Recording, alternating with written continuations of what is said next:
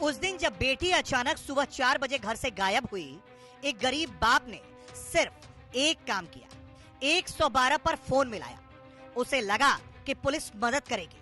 उसे भरोसा था कि अब भारत बदल चुका है, चाय वाला भी प्रधानमंत्री बन सकता है। पर अफसोस, कानपुर के वर्दी वालों ने चाय वालों को उसकी औकात याद दिला दी। तू 5 रुपए की चाय बेचता है और तेरे पास जेवर कहां से आएगा? जी हाँ, ये वो वाक्य था जो एक दारोगा ने कहा जब पीड़ित पिता ने अपनी बेटी के गायब गहनों की बात कही। पनकी के रतनपुर में रहने वाले चाय वाले की 13 साल की बेटी 1 जुलाई की सुबह घर से गायब हो जाती है। घर से गहने भी गायब थे। पिता को शक था कि एक लड़का राजा और उसके साथी उसे उठा ले गए। पुलिस को सुबह ही घटना के बारे में बता दिया गया। मामले में पुलिस ने लड़की को रिकवर किया। फिर भी 18 घंटे तक न कोई मेडिकल, न कोई FIR। बस ये जवाब मिला कि बेटी मंदिर में भीख मांग रही थी। सवाल यह है कि मंदिर में भीख मांग रही थी या फर्रुखाबाद ले जाकर कुछ लूटा गया। बेटी खुद कह रही है कि मुझे कुछ खिलाकर कल्याणपुर ले गए, फिर ट्रेन से फर्रुखाबाद। 5 लड़के थे, उन्होंने गलत किया। जब दारोगा लड़की को वापस लाया तो कोई केस नहीं, कोई जांच नहीं। बस ये कहा गया कि तुमने इसे मारा पीटा था और ये घर से भाग गई थी। न मेडिकल, न बयान, न राजा पर केस। बस गुमशुदगी को घरेलू बहस का नाम देकर वर्दी ने अपने हाथ झाड़ दिए। और जब पिता ने पूछा मेरे गहने, तो वही अमर वाक्य की चाय बेचता है, तेरे पास गहने कहां से आएंगे? गर्मी, दर्द, अपमान और एक फटी हुई उम्मीद के साथ जब बाप, माँ, बेटी शिकायत लिखवाने कमिश्नर ऑफिस पहुंचे तो जवाब मिला कि कल सुबह 10 बजे आना। जिनके लिए हर सेकंड कीमती है, उन्हें फॉर्म, तारीख और नंबरों में उलझा दिया गया। इस मामले पर ADCP कपिल देव सिंह से पूछा गया तो उन्होंने कहा कि पता नहीं, कोई कंप्लेंट की हो तो ACP ऑफिस में दर्ज कराएं। मतलब बेटी खोई, रेप का आरोप लगा, गहने गायब हुए और सिस्टम कह रहा है कल आना। खैर, पीड़ित परिवार ACP श्वेता के पास मामले को लेकर पहुंचे, लेकिन आरोप है कि उन्होंने वापस पीड़िता के पिता को दरोगा के पास भेज दिया, ये कह के कि उनकी बात भी सुनिए। लेकिन AC दफ्तर में बैठे बड़े साहब, कुछ ऐसे सवाल हैं जिनका जवाब तो आपको ही देना होगा कि जब लड़की, माँ बाप और वकील सब कह रहे हैं कि रेप हुआ तो FIR दर्ज करने में कौन सी लोकतांत्रिक प्रक्रिया आड़े आ गई? किस कानून में लिखा है कि रेप का आरोप लगने के बाद भी 48 घंटे तक मेडिकल ना कराओ? क्या पुलिस इसलिए नहीं सुन रही क्योंकि आरोपी दबंग है और उसका रिश्तेदार हिस्ट्री शीटर है और पीड़ित सिर्फ एक चाय वाला?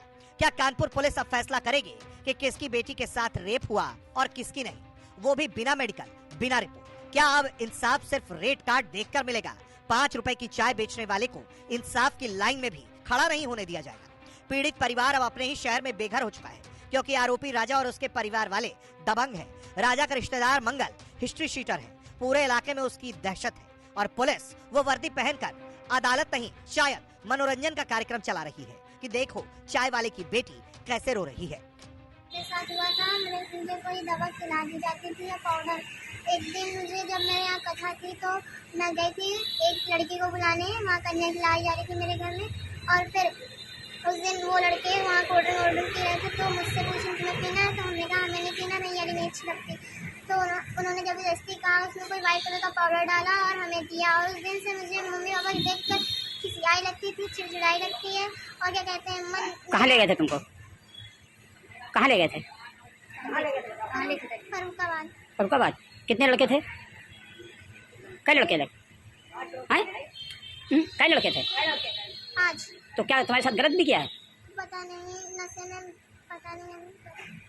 नहीं, तुम्हारी तबीयत खराब हुई, तुमको लगता है कि रेप तो नहीं किया है? रेप किया है इन लोगों ने? मुझे लगता है किया है। हाँ। लेकिन खाकी वर्दे की हनक और घमंड में चूर साहब, एक बात याद रखिएगा कि जब बेटी चीखती है और पुलिस कहती है कल आना, तो समझ लीजिए कि सिस्टम मर चुका है और उसकी वर्दी में सिर्फ संवेदना का मजाक जिंदा है। बाकी विवेक से सोचिएगा जरूर, क्योंकि आप में से कोई भाई है, कोई बेटा है, कोई पति और कोई उसी चाय वाले की तरह बाप है। सर, हमारे लड़की को 1/7/2025 को 4 बजे सुबह बगल का लड़का राजा नाम का ला करके ले गया। और इसके बाद में हमने जब घर वालों को दबाव बनाया, देखा सुना, और फिर इसके बाद में नहीं मिला कहीं। फिर इसके बाद थाने गए, 112 नंबर भी डायल किया, चौकी गए रतनपुर। फिर होते करते हमारी लड़की को रात में 10 बजे हमको थाने चौकी इंचार्ज रतनपुर ने हमको मतलब सौंप दिया। कहाँ ले गए थे? कहाँ ले गए थे ये लोग? यहाँ से पहले ले गए हैं, लड़की हमारी बता रही थी कि कल्याणपुर स्टेशन से फर्रुखाबाद अपनी बहन के यहाँ ले गए। तुम्हारे इसके साथ गलत भी हुआ? अभी तो कुछ जानकारी हमें पूर्ण रूप से लड़की बता नहीं रही है, बाकी हुआ है। गलत हुआ है। हाँ, क्या लोगों ने क्या लगा? अब वही लड़के के साथ लड़के ने किया है, तो लड़का राजा नाम का ले गया। और पुलिस क्या कह रही है? पुलिस क्या धमकी दे रही है? पुलिस को नहीं, पुलिस ने हमारी लड़की को दे दिया, बोले आप लड़के लो, जेवर जाकर तुम्हारी औकात क्या है, हमारे पास जेवर पैसा कहाँ से आएगा, हाँ। 5 रुपये चाय में तो जेवर की बात करते हो। ये वो प्लान और रिपोर्ट नहीं लिखी तुम्हारी अभी ना? लड़के के खिलाफ लड़की को सौंप दिया और साइन करवा लिया, और उन्होंने अपना मोबाइल में वीडियो बना लिया और हमारी लड़की को दे दिया। हम भी डरे हुए थे, मजबूर। तो लड़की बरामद करके ले, वो क्या कह रहे हैं कि कह दो कि पनकी में मिली है, भीख मांग रही थी। हाँ, पनकी, वो दरोगा जी बोले कि आपकी लड़की आपने मारा पीटा भगा दिया है, और पनकी मंदिर में ये आपकी लड़की सुबह से भीख मांग रही है। 4 बजे, 5 बजे, 12 बजे, जितने बजे आई हो, और दिन अब हम जाकर उसको ढूंढ पाए, लोगों ने बताया, तब हमने बंदे के अंदर से उसको प्राप्त किया हमारी लड़की को। ये अपनी लड़की को कर ली। और जबकि गई कहाँ थी? गई थी कल्याणपुर से फरुखाबाद के लिए, फरुखाबाद में वो लोग अपने गाँव ले गए थे। ठीक। कानपुर से रंजय सिंह की रिपोर्ट, यूपी तक।